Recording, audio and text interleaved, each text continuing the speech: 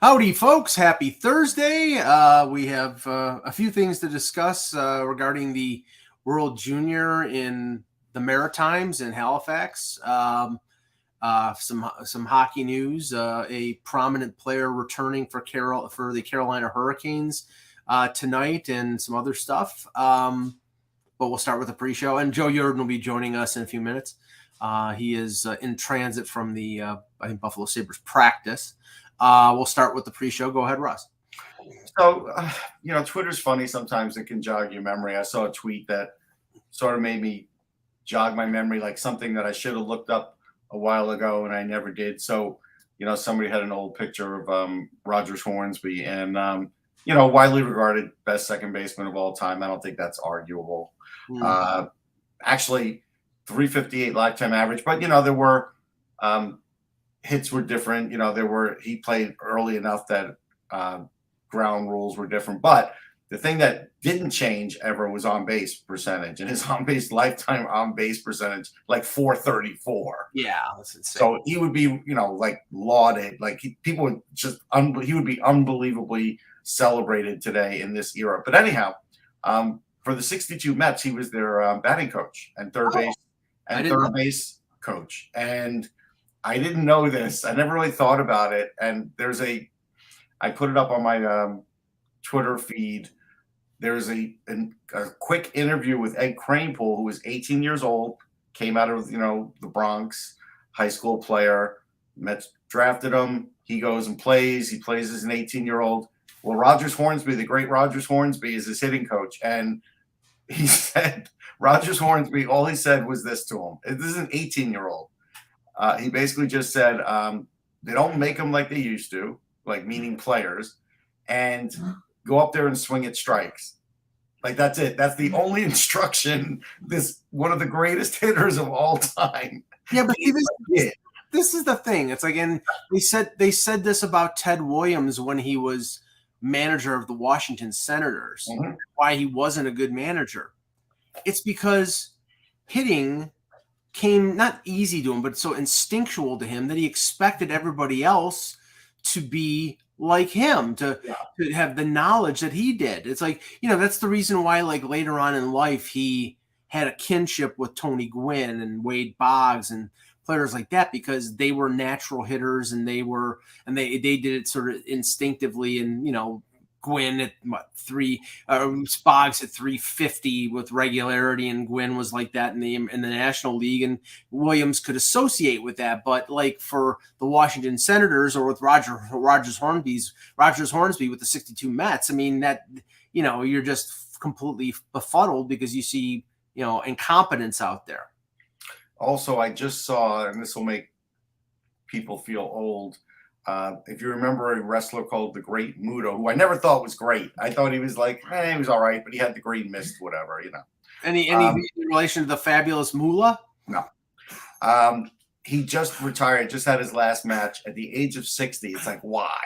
Why were you still wrestling at the age of 60?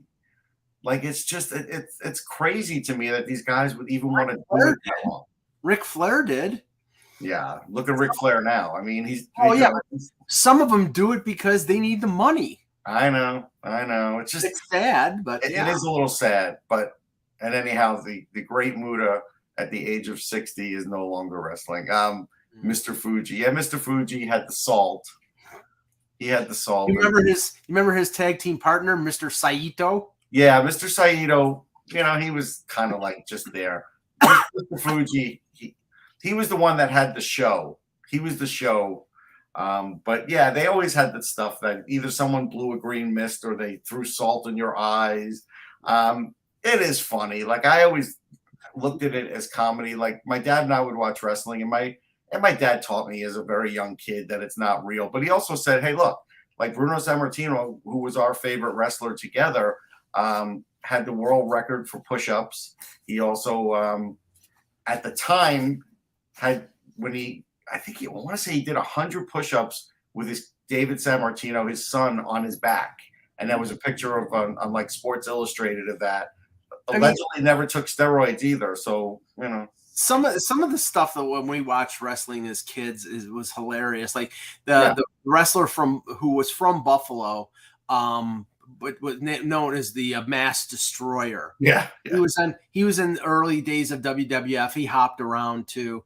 Remember one of his gimmicks was he had the mask, and he would always have like sort of like, who was the other one that it was George the Animal Steel who had the green tongue or the green mouth. George the Animal had a green tongue. You know what that was? They put chlorets in their mouth. Yeah, that makes sense. Chlorets they don't even make anymore.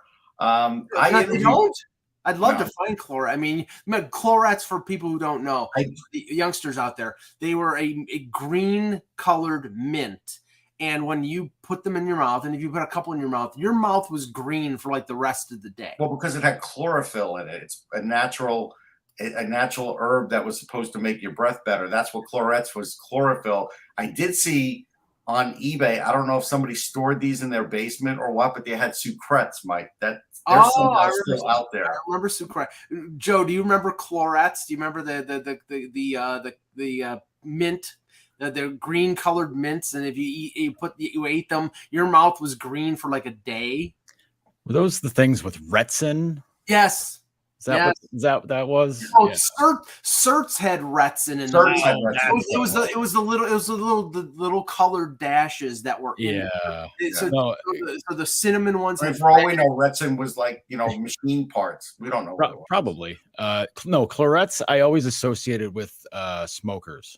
Right, because that felt like that was something for smokers to really douse everything that was in there. So, Joe, we brought up what a weird thing to walk into right now. Well, no, we were talking about remembering stuff from the 80s, because I was talking about the great Muda, because apparently he's retiring at the age of 60, and we were kind of laughing that why would he go until 60? He wasn't that great. And the connective tissue there was, we were talking about like old wrestlers like George the Animal Steel or the Master and they had the green. Gotcha. George the Animal Steel, I think he had a green mouth, and he always like green tongue, and it was just, he took a bunch of chlorets. I mean, I interviewed George about a decade ago, right, at a show, and he was a super intelligent guy. Mm-hmm. He was a teacher.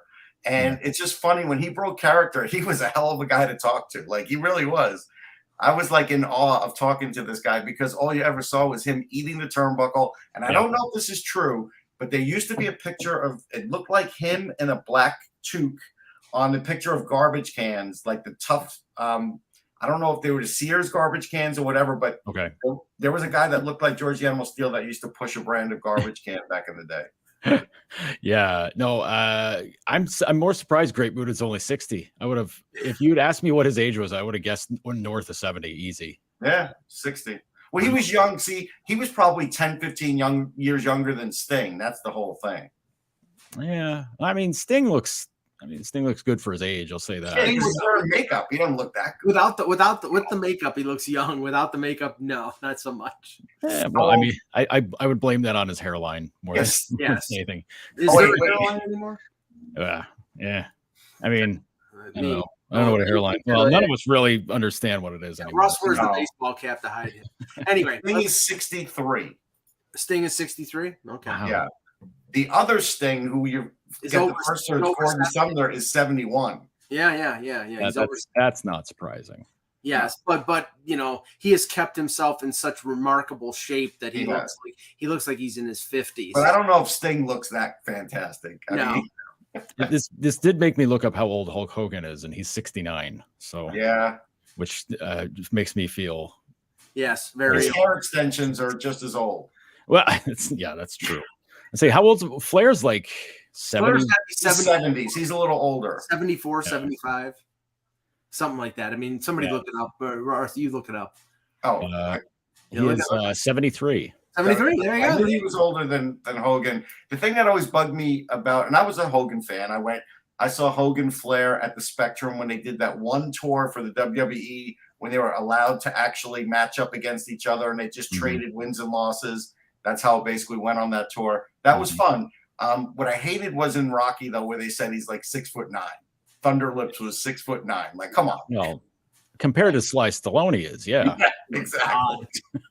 Sly is like 5'4". Anyway, All right, let's start the show. Hello, Hockey World. Today is Thursday, January 5th, 2023. I'm Russ Cohen from Sportsology. Hi, I'm Joe Yerdon from Noted Hockey and Bleacher Report. Hello.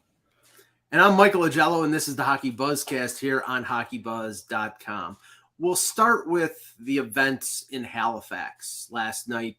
2 games, Czechia, Sweden, and we'll start with the U.S. Canada. And I, of course, have a little bit of a bone to pick with what occurred at that game. I'm not going to go conspiratorial because I don't think that's the case. But No, I don't either. I do think that let's just say, Joe, and I'll ask you first. I watched the first period. The U.S. I thought were the decidedly better team. Then Canada gets a goal late in the first, 2-1. He sort of infuses them with a little bit of energy and confidence, and then score 2 goals early in the second to make it 3-2. And then there were 2 turning points in this game. And both were goals that the U.S. scored. One would have tied it at 3-3. Another one after Canada had gone up 4-2 after 2 was, I think, like 25 seconds into the third period that would have made it 4-3. And we don't know what the game would have been like had either one of those counted.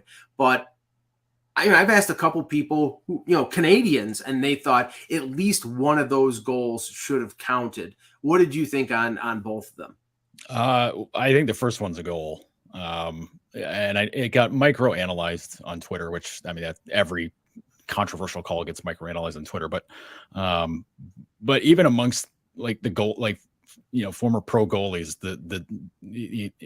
which you expect the goalie union to all say, yeah, nope, not a goal. But the opinion seemed to still be split among a handful of people. I know Mike McKenna said it's not a goal. Marty Baron seemed to lean that it was a goal. To me, that's if you have to break things down into being like, well, technically, and then ... you're fishing for an answer. You're fishing to be right for what you believe in, and the well, technically was coming from people saying it should be disallowed. And listen, the guy's parked in front of the net. It's a rebound sitting in the crease. His back's to the goalie. What's he supposed to do? Like, just shoot it, put a stick between his legs and try to score it blind? No. The only thing I saw, Joe, and I saw this on like the 5th version of it, was when he did the turnaround. Yeah, his skate did gently touch the pad. Yeah. And so, of course, international rules, they called it. Okay. I didn't flip out over that one. I flipped out over the second one, right? Because it's a bang-bang play. The ref is right there pointing goal. Like, he's right on top of it. There's no way he could have missed it. He saw it in real time. And what both Mike and I thought was, you know what? Mikulich didn't have that puck secured under his pad. He didn't. And that's why when McGroarty came in, like Mike Johnson acted like he harpooned him. He used the word harpooned. He didn't. He saw the loose puck. He fished at it once and went right in. And it couldn't have been that lodged under his pad. And a couple of the videos, Joe, it's debatable whether the harpooning was actually the reason that the puck went in the net. It looked like Milic did not have complete control, and it sort of filtered through his paraphernalia and then passed him into the goal. And it was sort of bang, bang. The sort of poke check by the U.S. player was at the same time. I thought it should have counted because I thought it went in independently of the poke. But of course they didn't. And that's what I'm saying. After that, after those 2 goals were waved off, I think the U.S. I think they were done. They were spent, and that was it. Oh yeah, that I mean, you get 2 pulled off the board, you're shot. Like, and the thing is, you count one of them. It's 4-3. That the temper of that game changes huge. I mean, Canada was still fighting off the U.S. late in that game. I mean, pull the goalie, whatever, you pile them on, that's fine. But even after those goals, the U.S. was still coming back at them pretty hard. It wasn't like the heads came down and they just let Canada roll all over. No, I didn't think it happened. I didn't think Canada was going to lose that game. No. On this show, I said 5-4 Canada, and I think 6-5. Had that goal counted, it probably would have been like 5-4. It just would have been a better game. I'm not telling you that this cost the U.S. the game. No, Canada was the better team. What cost the U.S. the game was the ultimate put together the roster where they decided to go small on the blue line, and big forwards punished the smaller U.S. defensemen. And also, to be honest, Luke Hughes showed Luke Hughes' weaknesses. He did. He sometimes goes overboard on offensive zone plays and can't get back. Now, he did make some good defensive plays, but also his decision-making has always been a little in question for as fast as he is. And he doesn't have the same decision-making that Quinn Hughes has. He doesn't. And so for like everybody that has super elevated Luke Hughes, understand he's got some faults there. Yeah. To me, that's what really stood out throughout the tournament. Like, you saw so much of what Luke Hughes can do. That's great. But man, it's so hot cold with him, where the flaws are there. I mean, I don't think it's a secret to anybody. I think everybody understands it's not a secret though, but like Devils fans and a lot of people just refuse to talk about him because they can watch him in Michigan piling up points and just say, hey, this guy's coming in this year, is going to be great in the NHL. But you also have to talk about these things because it could hold him back from being great in the NHL. Sure. Until he gets it under control. That's the thing. Like, look at Michigan's record this year. Like, piling up points, great, but they're very average. They're extremely average. And there's other factors to that too. It's not all on Hughes. But if you're piling up points like crazy in college, great, that's cool. What are you giving up on the other side? Defensemen get judged by that a lot harder than forwards do. And more than likely, I mean, it's a situation where Hughes, like most young defensemen, will take 2 or 3 years to really round out into what people think that they're going to be. I mean, and I'm not being critical because I think Owen Power has been great with the Sabres, but he's 20 years old. Mm-hmm. He's not the player that he's going to be in 2 or 3 years. Rasmus Dahlin was not great in his first year. And Hughes missed half a season with the Achilles injury, like he did. Yeah. And look what Dahlin is now, Joe. He's unbelievable. The road that he took to getting there has been a very it's not an advisable role. No, it was not a straight line climb for Dahlin. There was the path to grandma's house went through the woods, past the beach, up the mountains, went all over the place. It ended up in Ralph Kruger's house for a little while, the doghouse, but it's different for all these guys. I will say about Power, like, he's getting points. Okay, fine. He's not being entrusted with the heavy minutes. He's not being entrusted with the top assignments. He's playing extremely well. It's a lot of the little things that he's doing very well. It's a lot like Dylan Cousins last year, where everybody's just like, wow, he's not scoring goals. Doesn't have the point. Everything else that he was doing was exactly what you want from a guy in that spot. And that's kind of where Power's at. And Russ, we talked about Nemec and we talked about, now we just talked about Hughes. The assumption is, based on what New Jersey has with Ryan Graves as a UFA and Severson as a UFA, that it's just going to be seamless. Hughes and Nemec are going to go in there and they're going to take over for those guys.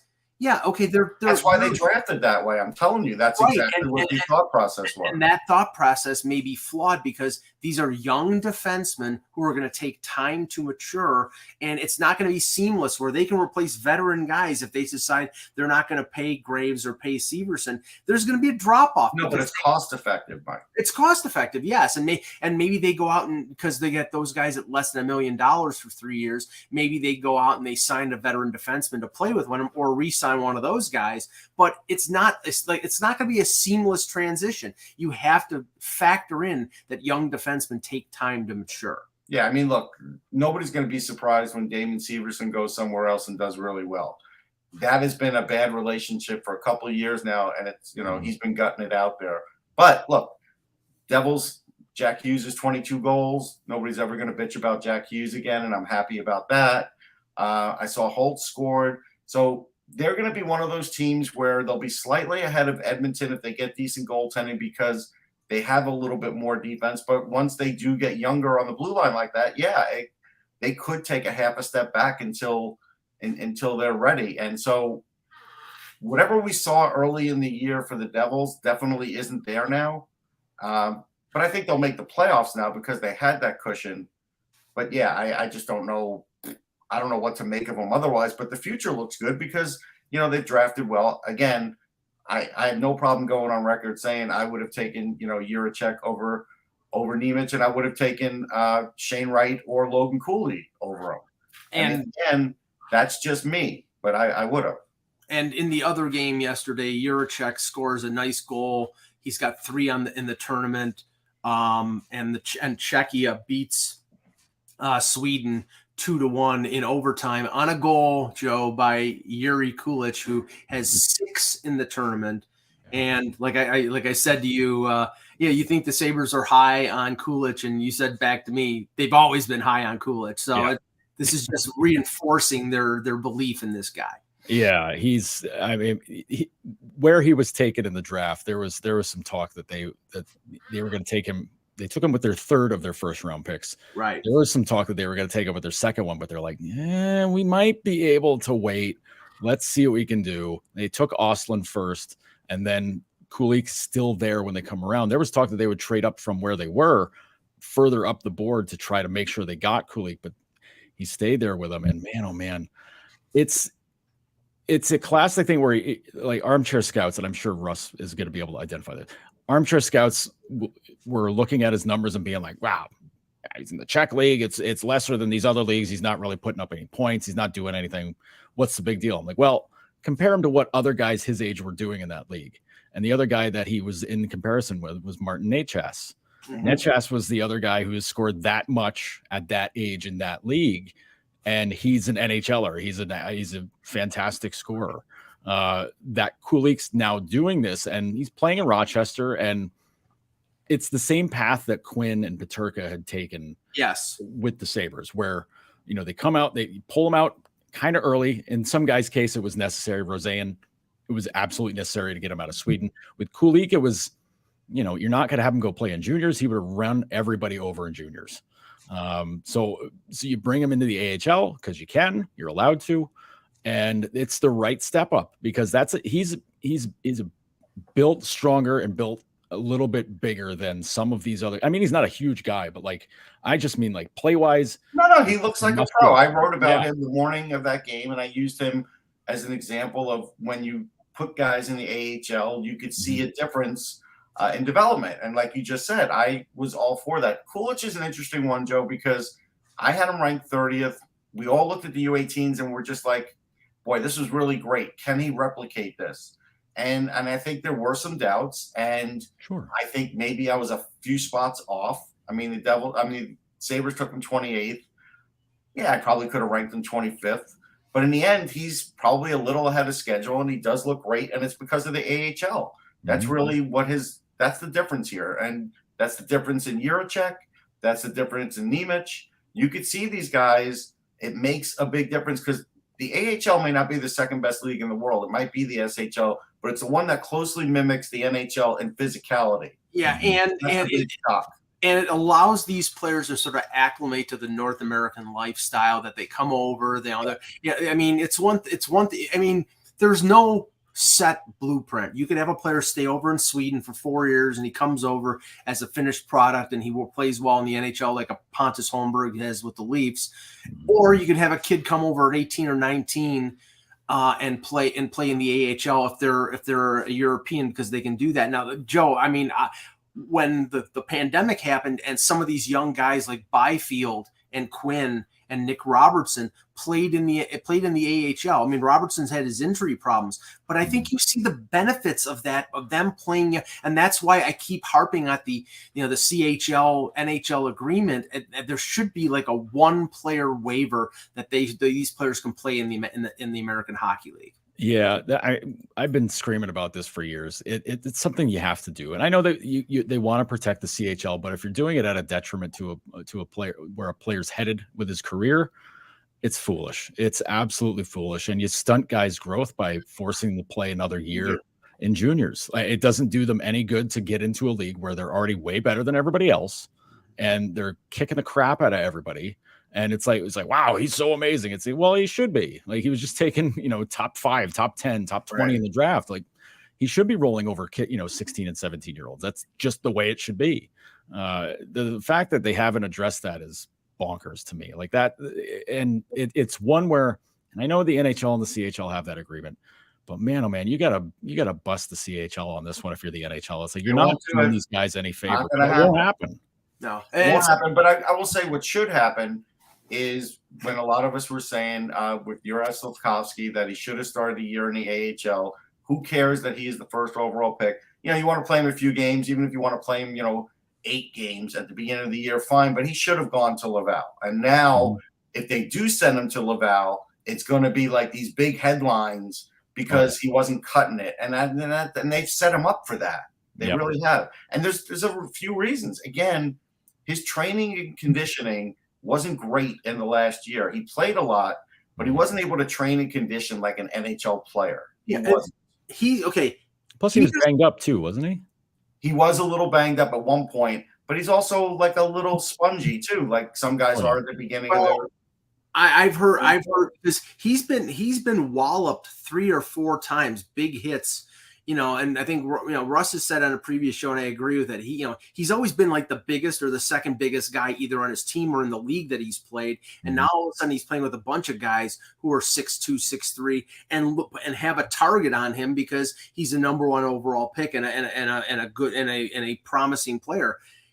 He's got 10 points in 33 games, and we know what the Montreal media will do if they send him to Laval. The first word out of their mouth is bust. And the next 2 words are Doug Wickenheiser, so it's like, and that's going back to the 80s. I don't think they're going that far, Mike. Well, I mean, I will. Maybe a Pat Hickey will. Russ. No, I don't think they're going to even say bust. Honestly, I just think they'll just be headlines because they'll just make more out of it than there is. That is what they'll do for sure, and it's coming. And it's just like it could have all been avoided. But look at the spot the Habs are in. They had a nice spirited start. They're playing kind of above board. Like that was, or over their heads, I should say, above board. It's not like they were submarining guys and being dirty. But like they were playing over their heads, and it's like, wow, that's a really cool story. There's a ton of young guys in that team playing well. Caulfield's playing incredible, and it was never going to last. Like that was never they were never gonna stay on that pace the entire season. And now reality is starting to set in, which it's probably right on time. That this isn't gonna last. This is gonna be a hard rest of the season. And having somebody like Slafkovsky or any of these other really young guys hanging around that you might be a little half and half on, send them to Laval, because Laval's got a pretty good setup there. They've got a pretty decent team, and if you send some of these guys down there, you're going to put them in a spot where they're going to be against more equal competition, and they're going to have some success too. Like it's not like you're sending them down to a loser squad in the AHL where they're going to get rolled on. Like that's. Jonathan Drouin's playing higher up in the lineup than Slafkovsky. Like, come on, what are you doing? Yeah, that's another guy who had his growth stunted too. Yeah, of course. Yeah, they're trying. Russ, they're trying to prove that he can still play because I think he's a UFA at the end of the year. Yeah, I know. Nobody's. But nobody's like, come on. For him. This is theater. Nobody's putting Drouin at center. Here's how pathetic the Canadiens are right now. Caulfield's got 22 goals. He's having a great year. Suzuki is leading the team with 32 points, 15 goals. After that, the only guy in double figures is Josh Anderson at 10 goals. It's pathetic. They're way overspent on. Oh yeah. Well, yes, I agree. But Joe, that team. They're like the San Jose of the East. They got so much dead money in terms of veteran players like Savard and Edmondson and the forwards that they have, Anderson. And I mean, I don't know how Gorton and Kent Hughes dig themselves out of that. They got to hope that there's another couple teams that go like Florida did last year and said like, whatever, we'll just give you a first round pick. Just give us this guy. Montreal was very fortunate that Florida was just trying to empty out the coffers to win it last year. And it didn't work. But I mean, listen, it's the Anderson contract was questionable the moment it was signed because of the length and because of his injury history. Like that's, without a doubt. What's happened with Gallagher is really unfortunate, but it's the style of game he plays. Like that's a really hard player. It was foreseeable. He had a lot of injuries even before the contract. And and again, we all have to shake our heads at the Canadiens for not letting Slafkovsky go to the World Juniors. Yes. And would possibly win a gold medal if they had him on that team. Yep. And it's just Why? It's boneheaded. It's really stubbornness. It's stubbornness. It's boneheadedness. And honestly, I think a lot of it is just trying to avoid the ire of media too. Yes. Like, because they don't want to have to deal with the questions. They don't want to have to answer the same questions over twice in two different languages. They just don't want to deal with any of that stuff. Listen, So they already have we'll drafting figure it out. questions. They already have drafting questions. They could have done the right thing on this one and gotten some good PR out of it. Yeah, but it's wild though, and you know, you look up and down that roster, and you're just like, what are they gonna do? Like, like you know, they've got Dvorak's a nice player. Armia, I don't know what's going on with Armia. Kirby Doc, that was a great trade. Jake Evans tried to not get hurt. Basically, yeah, but Dvorak's not a second line center. Like I kept saying it when they got him. He's not a second line center. It doesn't matter what you pay him or what you think you're going to turn him into. He is a good third line center. That's what he is. But you look at how bad Edmondson's played and how bad Savard's played, and you're exposing guys like Jordan Harris and Jekai and Justin Barron to having to cover for these guys, and it's like that's not what they should be doing. That's not the role they should have.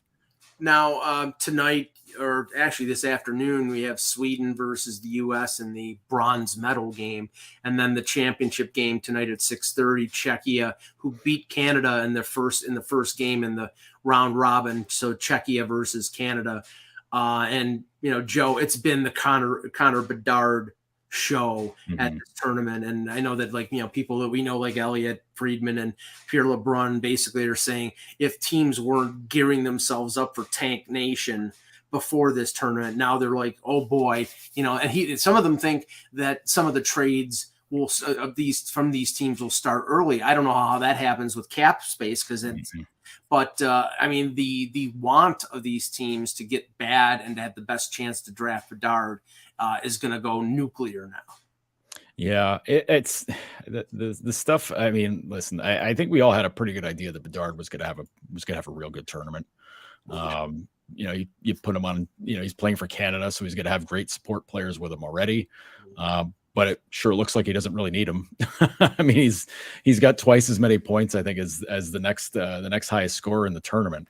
I mean, this is as expected, I think, because like what we've been talking about, the three of us have been talking about Bedard since he was 14, 15. Yeah, this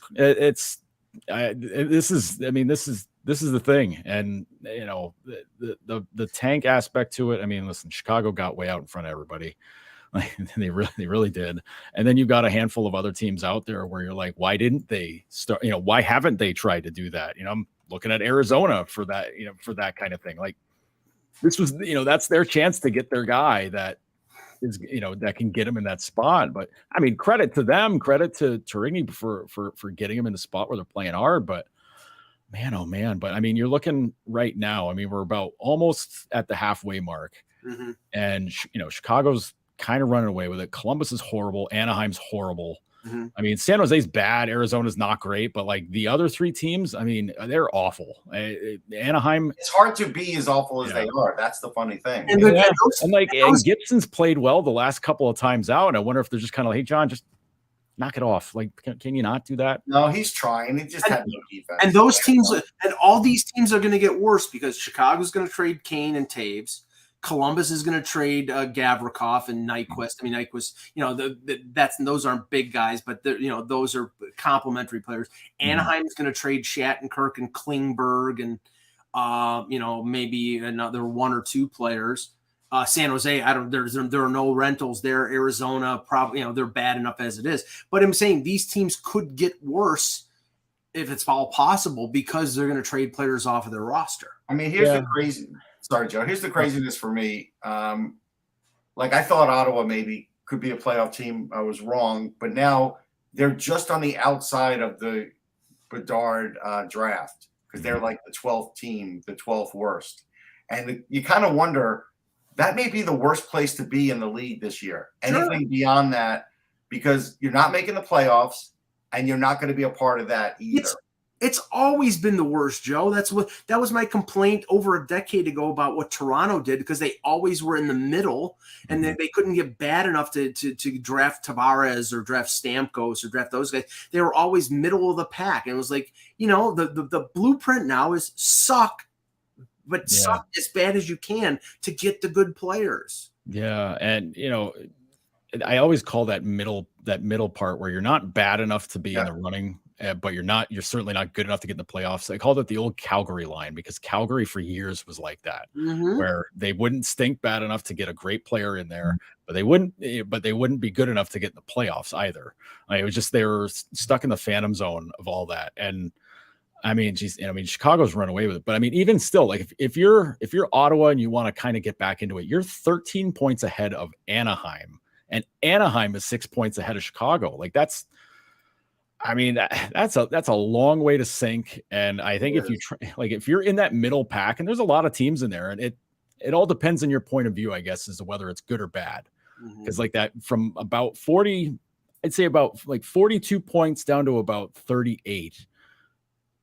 Like all those teams have different ideas of like what success is. Like Edmonton at 42, like they're 17th in the league. Horrible. Like they're getting killed. Colorado, well, everybody's hurt in Colorado. Okay, fine. Buffalo, it's the climb out of the basement. They're playing fun. They're doing well, and they had an 8-game losing streak where they got 0 points. They're better than 42.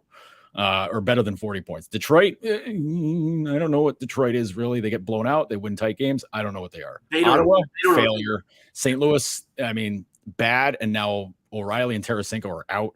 Nashville has just been in a funk all year, and Florida's wildly disappointing. So it's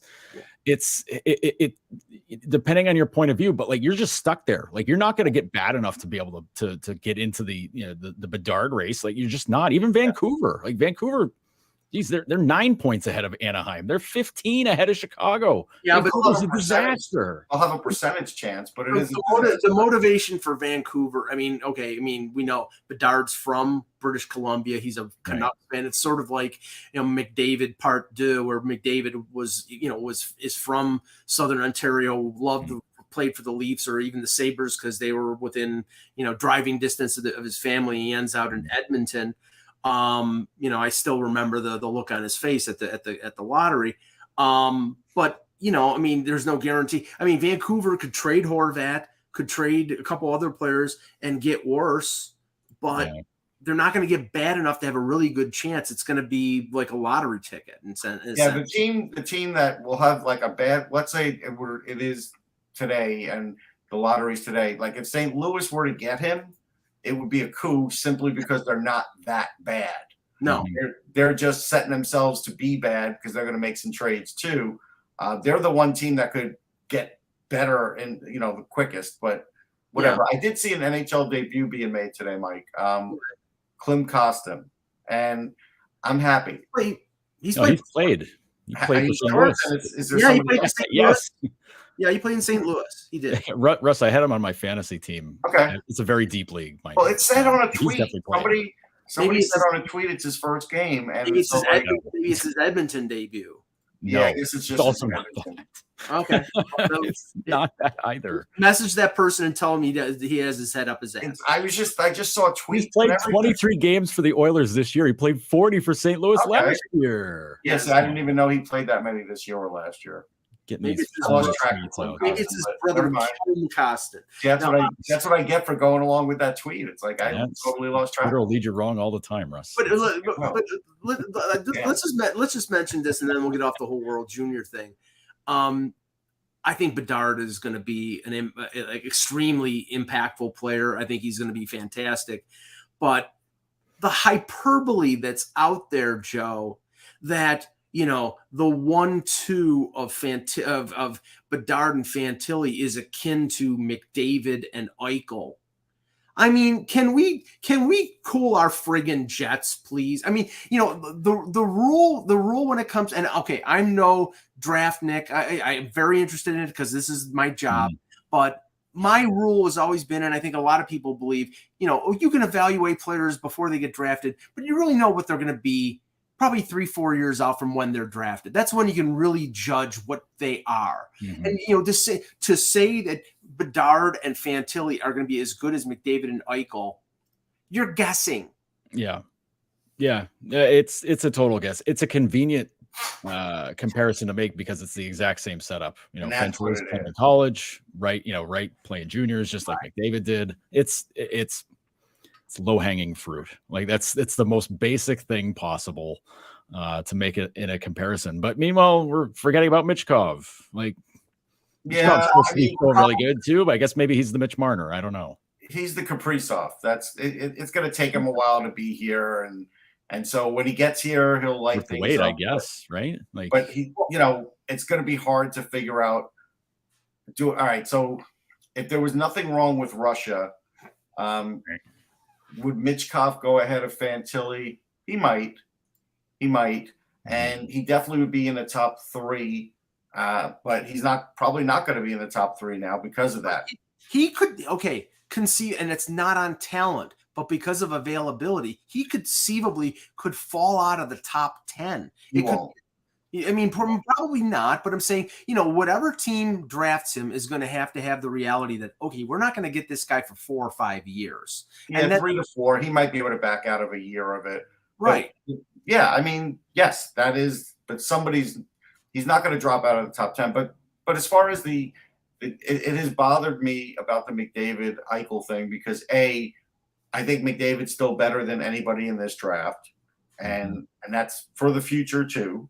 And B, I still don't think the 1-2 in this draft will be as good as McDavid and Eichel. And this is even Eichel after his neck surgery. If you go Eichel before his neck surgery, I'm going to tell you definitely not with the arc that he was on. And then these players are terrific. I think Fantilli will be a point-a-game player when he's ready for the NHL someday. But the idea is, I just think that was an unbelievable scenario. And just like the 2003 draft was the deepest and the best, I know everybody's always looking for that next 2003 draft, and you might have to look 30 years to get another one that's that deep. Now, there's other drafts in the last few years that have had amazing first rounds. There were. But again, when you just look at, the guys like the Pavelskis, you start picking out the absolute stars late in that draft, you're not going to be able to touch it. Russ, I don't think we're ever going to have a draft like the 2003 draft ever again because that entire draft was allowed to develop a year longer because of the lockout. Guys like Getzlaf and Perry played in Cincinnati in the AHL. Yeah, Bergeron was in the AHL. I remember covering them. That's never going to happen. All these guys. No, that's fair. That's fair. And the 19-year-old draft's never going to happen, but it should.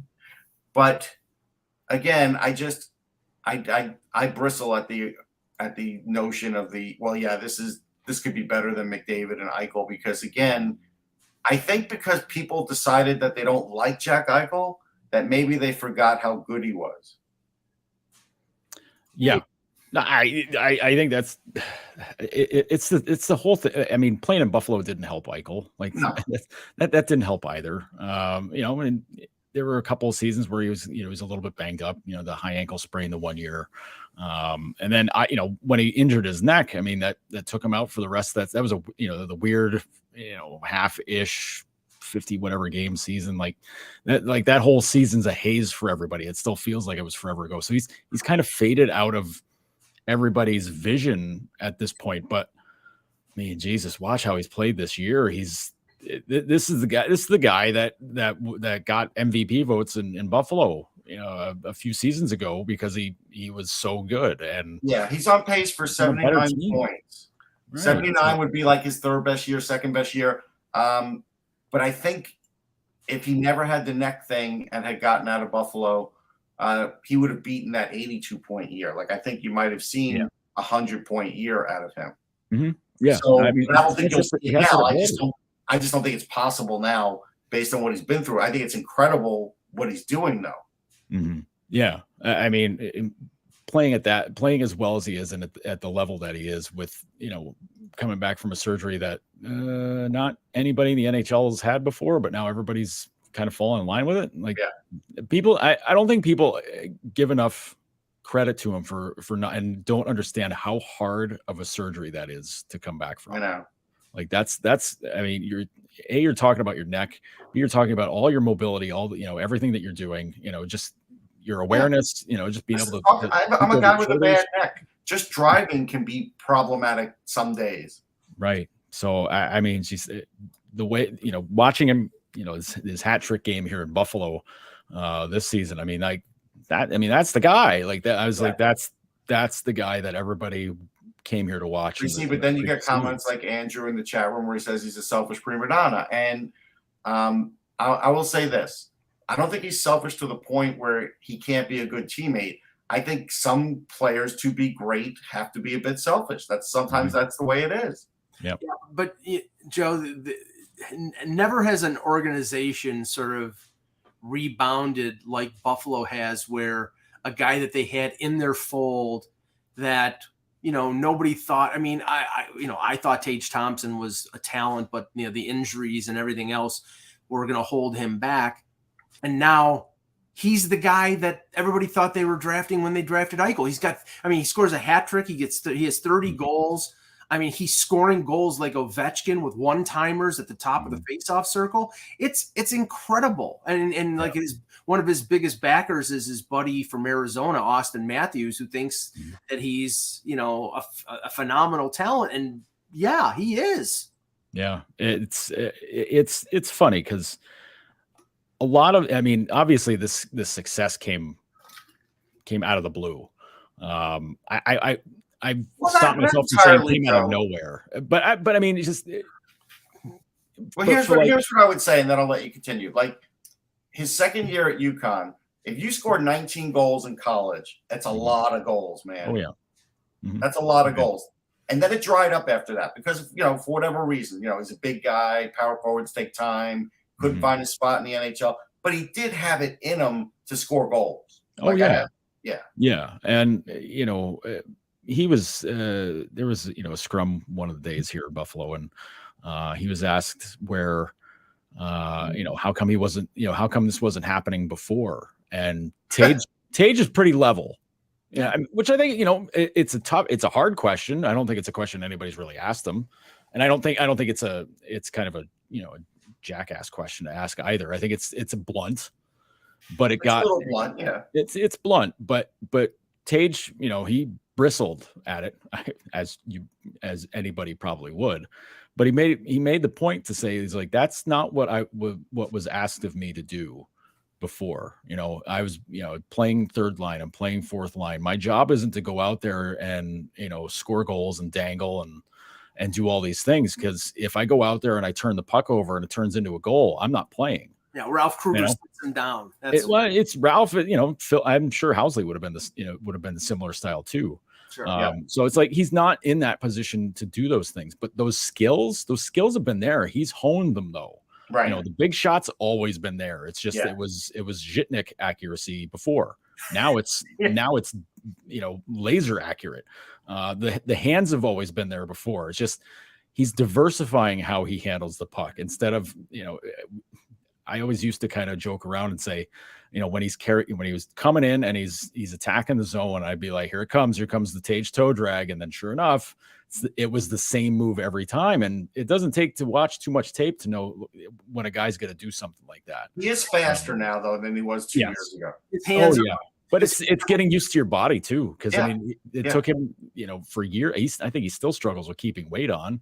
I mean, he had grew a couple extra inches, I think, from draft year too. So like, it's hard. Like he's had a rough, a strange rough road. I mean, the shoulder surgery as well. Yeah. The 1 year, like that's hard to come back from, especially given the way he plays, the shot, all that stuff. Like shoulders affect everything. Trust me, I know. The year before the pandemic, when I was covering the Sabres full time, when we would go down in the elevator to the locker room afterward. He was there. Now he was always there because he was out for the year. He played one game. It's like, but the metamorphosis of him from where he was as a throw-in, and remember, again, I keep reminding people, that Ryan O'Reilly deal They got Thompson, and it's turned out great now, but they got Thompson instead of getting Jordan Kyrou or Robert Thomas because St. Louis agreed to pay the signing bonus for Ryan O'Reilly. So in the end, the Sabres, but it was by happenstance because we see what Robert Thomas and Kyrou are in St. Louis, and they're pretty damn good. Sure, but nobody was going to turn Thompson down. Like he was a young guy who definitely had ability. Right. Here's what I'll say, though. I think in Thompson's case, though, some coaches fell into the trap of like, well, he's huge, he's got to play power forward style hockey. And they didn't, they'd see him like do the, the quick hand stuff and all that. And you're just like, cut that crap out, pal. You got to get in front of the net, just elbow people in the park face. Your rear end in front of the goalie, basically be a 6'7" Thomas Holmstrom, that was, he's those were not the skills in his bag. That wants to shoot 3-pointers. That's good at it. Right. The thing is, Kevin Durant. Right. The new ball. He's at point. He did hit some. He's at point right now, and it's astonishing. Thompson is at 0.65 goals per game between last year and this year. And so you can't call him a fluke anymore. No. And that is probably at the top of the NHL as far as goals per game. I don't know if anybody has that beat. Yeah. And I mean, it's funny because his numbers, because how a lot of people will break it down, it's not really a fancy stat. It's just looking at a shot percentage, and you'll see the drastic change between, the first couple of years, the year in St. Louis and his early days in Buffalo, where it's, he's shooting 5-6%. And you're just kind of like, well, that's, I guess that's, it's about average. And these last 2 years, it's been 15 and 19%. It's like people will just be like, well, it's going to come down at some point. Maybe, I don't know, but he's a completely different player now. He's 25 or 30. Yes, it's going to come down. I think what he's doing is sustainable. Like I'll tell you what I think he is. He's the Pete Alonso of the NHL. Pete took a little while to hit homers, and then when he started hitting them, he was hitting them pretty good. And Tage took a while to score goals like he did in college, but now he's scoring them pretty good. I'd like to compare him to a good player, compare him to Aaron Judge. Oh, yeah. Pete Alonso sucks, Mike. No, I'm just kidding. Because Aaron Judge came up at 25 or 26. Yeah, he was the same way. I mean, it does happen this way in sports. It does. But, Joe, people have trouble with it now because people they would rather call you a fluke than say, hey, maybe he has figured it out. Yeah, it's also the rush to have people be great right out of the gate, and that's in hockey. I mean, hockey's changing in that respect because there are more players that are fantastic the second they get drafted and go to the NHL. But there are still so many guys that need that time at other levels, that need that time to grow into who they are and what they are. And then when they get to the NHL, it's like, wow, where's this guy been all along? It's like, well, he's been learning. That's what he's been doing. Right. We talked about it yesterday. It's like Jack Hughes took 2 or 3 years. He had to get strong, but he's a phenomenal talent. Austin Matthews came right out of the wrapper and scored 4 goals. I mean, there are some players who do that, and there are some players that take a little time. Now, Slafkovsky might be the guy who takes a little time, but I think what Montreal is doing with him in terms of not allowing him to develop, I think they're making a mistake. Maybe in the end, he'll be fine. But with Matthews, they were smart to send him over to Europe because it was his decision. But he still probably talked. He didn't get the idea independently, I'm sure. No, probably his representatives told him. Yeah. And so my basic point is, had he gone into the NHL right away, like they threw Jack Hughes into the NHL right away, he'd have seen some struggles too. But him going to Europe, that was a great situation for him. All the heat was off. He was able to, have a good year, play with older players, still learn, still develop, and be away from all that spotlight. And it kept his options open too. It did. Like, because if he could have played anywhere he wanted to. I'm sure everybody in the CHL would have gladly taken him on. But then it's like, well, if it doesn't work, if I end up rolling everybody here, then it's like, well, A, that doesn't do me any good. B, I'm kind of stuck with this. Like, not that he was ever going to get sent down. I didn't even know who Austin Matthews was 2 years before his draft, but I saw him play in a preseason game with the NTDP, and I was like, holy crap. Yeah. Who is this guy? I didn't have a chance to talk to anybody about him because I covered this, 3-4 games and I left. And then when I had a chance to talk to somebody, it's like, oh, he had a broken leg. Oh, he missed the season. Oh, and so everybody's got their story. I think that was the year he and Eichel were on the same team. Yes. Yeah. Was that not? I believe because I think Eichel had just been drafted or was about to be drafted. I think he was He was about to, because he went to BU the following fall. So, a quick tour through the East before we end the show here.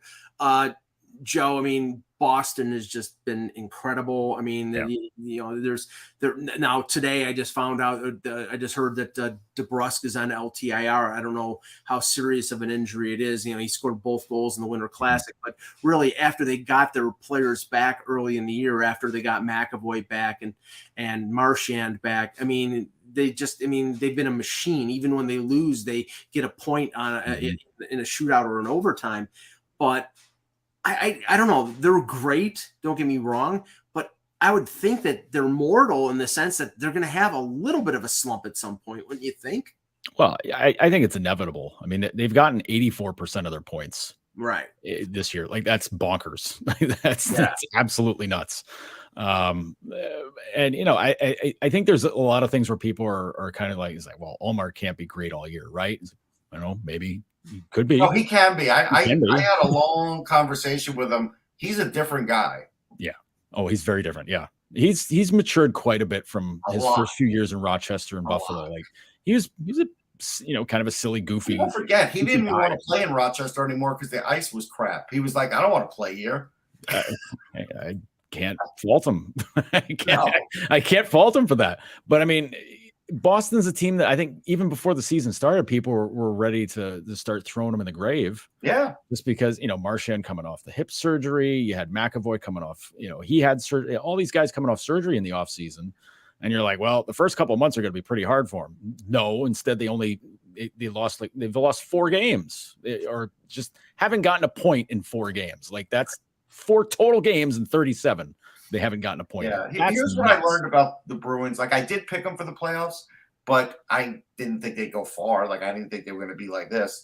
What I did learn about them from covering them in the Winter Classic, and it's amazing that I came out of the Winter Classic uninjured and DeBrusk didn't. I don't know how that happened. But what I did learn is that Jim Montgomery talked about baseball more than he talked about hockey during those press conferences. And I think there's something to it. Like, he is so happy and thankful to be back in the NHL that he has this happy-go-lucky take on everything, which is a little different to Cassidy. It's not like Cassidy was a bad guy or the wrong guy, but, it's just a completely different take that he has on that guy. And honestly, I can see the way it has affected the way the media talks to the coach, because I used to see a lot of Cassidy, right? And it's different. He knows how to loosen up the media. He knows how to keep things loose in the locker room. Things are not that serious there, and they're doing great. So that is at some point going to be a benefit. Yeah. If you run into like a 4 or 5 game losing streak, then of course, things get a little bit harder. Yeah. But I mean, it shows how much bringing David Krejci back helps out a lot. It mattered, and he looks good. Like, it's not like he's just kind of there keeping guys happy. It's like, no, he's back to, he's a legit second line center again. And then you put your Coyle's your third line center. And Taylor Hall playing like Taylor Hall on the third line, which is hand and lower body injury is the description on DeBrusk. Carolina leads the Metro 25-7-6 record, and they're getting Max Pacioretty back tonight. And I heard a report that Max Pacioretty is starting on the 4th line. I would think in a while, maybe a game or two. It's just so he doesn't get a lot of minutes. Right, exactly. But honestly, I don't know if he could stay healthy. I don't know. He's had trouble in his entire career. This for 2 weeks before the playoffs, I'd be like, this is a great time to get Pacioretty back. Yeah. Now I'm a little worried that he doesn't make it for the long run there, because here's what I always say, Joe, and I picked Carolina to win the division this year, and I think they can make it to the Cup. But there's always something that happens, 1 or 2 things every season that makes me think, maybe they're not the team. And that loss to the Rangers was one where I looked at it and said, because I'm a big Kochetkov guy, that's the only reason I picked them to win the division. I didn't do it because of Freddie Anderson or Ranta. I did it on the back of Kochetkov, but then I saw him get, a mediocre game against the Rangers, and I'm like, boy, is it always something with Carolina that just derails them? Yes. Yeah. It certainly seems like there's like one little itty bitty thing where it's not it's not immediately noticeable. It's not like a total Achilles heel, but it's just kind of like that might catch up to them. I mean, they have the talent, they have all these guys that they can get past it, but that might catch up to them.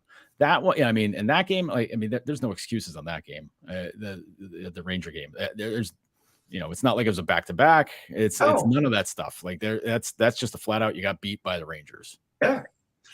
And in the rest of that division, I mean, it seems to be a correction going on right now. New Jersey has lost 6 of their last 10. The Rangers are 7-2-1 in their last 10. So, I mean, I think the Devils are still going to make the playoffs after that incredible performance early in the year. But I think there's a little bit of a correction right now. Yeah. In the Atlantic, sorry, Coach. I was going to say, and the Capitals are back too. And Nick Backstrom's looking like he's going to be in the lineup. He's looming. He's coming, and so is Tom Wilson. And Tom Wilson pretty soon too. And, they just I'm a little worried though. back. I'm going to tell you about Wilson because I said it on a show about a week ago, Joe, and I'll tell you, I sat next to somebody at a game who knew about Wilson's recovery, and it's still a little on the early side, and because Backstrom was getting such good care from a guy in Sweden, that Wilson decided to start seeing him. But Wilson, as of 2 weeks ago, was still in some sort of pain.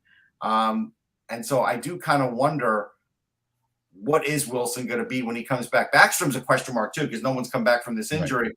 But Wilson, it does seem like it's a little soon based on what's going on.